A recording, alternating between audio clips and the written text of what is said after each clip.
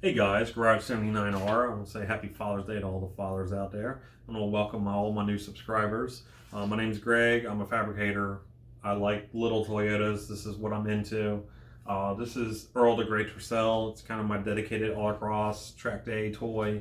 Right now with a primary focus on autocross for the season and probably the next season. Because there's a new class that ACCA released called Extreme Street. And there's two levels of it, A and B, and this car is a perfect shoe-in for B. We have a minimum 2,000 for front-wheel drive. We have a minimal 2,000 weight without a driver. This car right now, as it sits, is about 2080, 2090 with the turbo, and it's essentially a run what you brung class, and you just got to be on 200 tread rear tires. It works for what I like to do and what I'm doing with this car anyway. So last Sunday was the first event with this car since I've added the turbo, and this car is an absolute riot.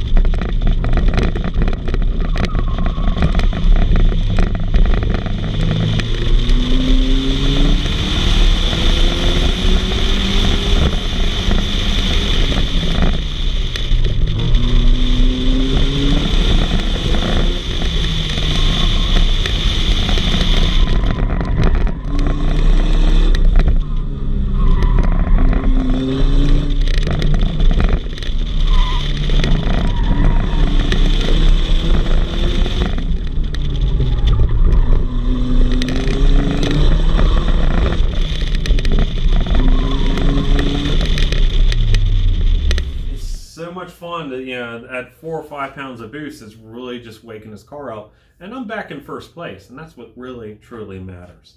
The car's still on a stock ECU with a bleed valve on the map sensor, and still no intercooler, as you can see.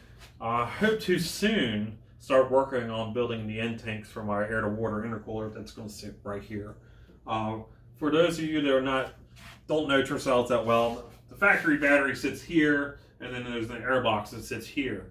I have a tiny little baby Odyssey, PC 680 battery, the little thing. That's laying down on its side, so that's opened up a lot of room. And I did that on purpose, knowing that I was going to do the air to water intercooler. I try to do all my mods and think ahead while I'm doing them. So I've been debating back and forth about doing what management to go on this car, and I was going to go with Spitronics, but then I decided I bought my Megasquirt back from my best friend Austin, and I'm also considering another ECU brand that's pretty reasonable in price, and we'll see. Again, I don't have enough time to throw it on there and get it sorted out by the next race. I can't just dedicate 100% of my time to this. I still got to run my business, still got to pay the bills. I still got a daughter, a little toddler. I got a 3-year-old, so time is limited, time is precious, and never take time away from your family. I spent a lot of my extra time when I was younger doing car stuff, so now I'm pretty good at prioritizing and being good. Like right now, my daughter's sleeping, so I can be out here in the garage. You gotta just be smart with your time. So there's not going to be a whole lot of other changes to this car for the rest of the autocross season, just because I just don't have enough time between events. I got a turbo blanket ordered for it that's going to replace this heat shield that I whipped up. I actually have the gold foil on the inside of this heat shield. And really, actually, that was my only casualty Sunday. With the motor rocking around, it clipped. I didn't have it wrapped as tight, and it clipped the edge of my fan shroud and kind of popped it off and mangled it. I've since fixed it, but I already went ahead and ordered a turbo blanket, which is a better solution to what I'm doing here anyway. I also ordered rear control arm bushings from SiberianBushing.com. I want to give those a shot. I have another set of their bushings for my Yaris, but I just haven't had time to put them in yet. They look like a good product. It's kind of like an OEM plus. It's not like a super solid bushing, especially with these, with the way the trailing arms are. It needs to be able to pivot a little bit. So this should work out really well. So really, that's probably all that's really going to happen for this season is the turbo blanket, Also, I might put a stock front sway bar on the car from my pink Tercel, actually, because I've removed it from there. So that's about all I'm going to really fiddle with. And then in the off season, I'll go ahead and figure out what I'm going to do with the management, build the intercooler system. We'll crank those boost numbers up. So these skinny rod motors, I found the limits with the last car. So I know where I need to stay under. And realistically, these cars, once you get above like 150 horsepower at the wheels, they really actually become a handful because you can't really put the power down unless you're running on like dedicated drag radials and stuff like that. But for what I'm doing, 150 wheels more than enough. And I'm going to try flirt for that. I'm going to try to aim for that like 130 to 150 range, and also be dead reliable at that power level. So big progress on Floyd, my pink Tercel, with the 1NZ swap. I got most of the wiring sorted. I got about 8 connections I need to do from the body harness to the car, and a few other little tidbits I got to address. And I got to put a fuel pump in it, and I should be able to do a test fire, which I'm really excited for. And then I got to figure out my coolant hoses. I got to build a housing. So on Tercels, the fan switch is a completely separate unit from like the ECU. It's not like the ECU goes, all right, turn the fan on. It actually has a separate temperature sensor on the backside of the thermostat housing that kicks the fan on at a set temperature. But on the 1NZ, it actually has a separate sensor in the radiator, at least according to my wiring diagram of the harness I'm using. So since I'm not using an Echo radiator, I'm actually using a Corolla radiator, and it doesn't have that port. I'm going to use the factory Tercel switch, and I'm just going to have to build like a custom elbow that has a port on the back side of the head, and I'm going to build a custom elbow and put a couple bungs in there. So one's going to be for the fan switch, and the next one is going to actually be for the temperature gauge, because on 1NZ cars, they don't use the temperature gauge. You just have a cold light and a hot light when you overheat it.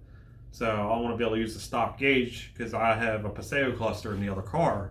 I got to put those 2 bungs in. That way I have essentially stock type controls. I have a stock indicated gauge. I have a stock working fan. So those systems are independent from the engine swap essentially.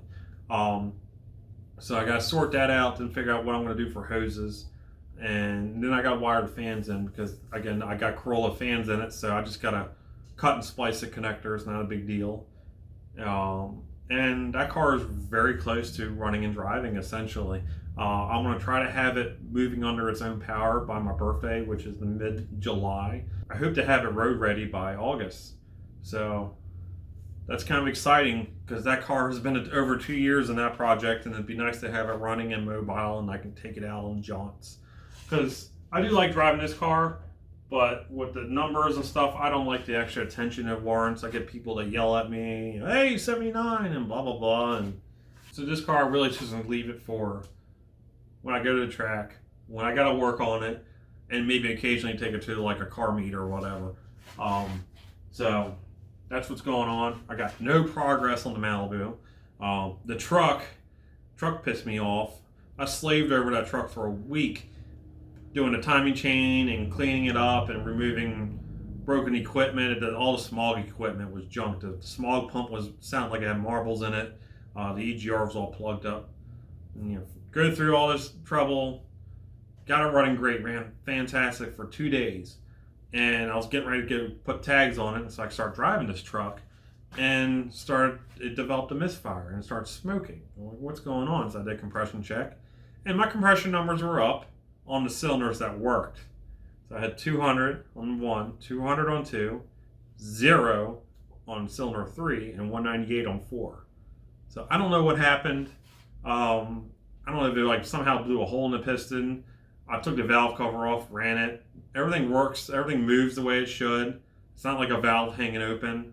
And they're an interference motor, so I have no idea what's going on, and I've lost interest in that motor already. I can't wait to put my small block that's sitting right here into that truck.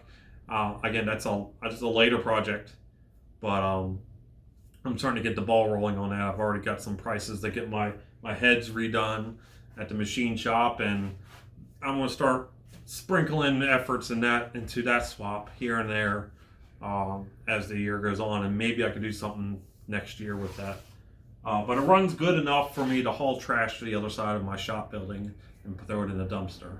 So that's all the truck is good for right now. So that's what's going on. Nothing new with the Yaris. The Yaris just runs fantastic as usual. The Highlander I haven't really been driving because we had that fuel scare and prices went up, so I just didn't drive the Highlander. And nothing new with the 4-door next door. Again, I fired that up every once in a while. I cycle the fans a few times and shut it off. Actually, I have the battery tender on there now, because that's the battery that's going to go back into Floyd, because that's the original battery out of Floyd. We'll see you on the next one.